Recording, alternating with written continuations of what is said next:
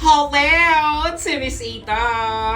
Another blessing na naman ang ipinagkaloob kay Miss A at nandito tayo ngayon sa Quezon City sa Plaza Ibarra dahil gaganapin ngayon ang isa pang bonggang brand launching under Karais brand, ang Daily Supplement. At ako po ang napiling mag-host ngayong araw na to at number 1 lang naman sa TikTok ang kanyang Hello Babe, Hello Blue at lahat ng product niya. Kaya excited na ako. Pero bago yan, kinagulian natin, ano ba ang outfit ni Miss A ngayon? Papaka, arumbara, harimasingkang pura, Miss Sisi. Guys, ang aking top po ay mula sa SM at ang aking pants ay mula sa Green Hills, ang aking relo sa Anne Klein at ang aking shoes ay sa Parisian at ang aking earrings ay sa H&M. So nabubuo siya.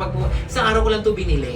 Kaya naman, dalawang congratulations! Dahil bukod sa brand launching ng Daily Supplement, congratulations din dahil engaged na si Kiray at Steven!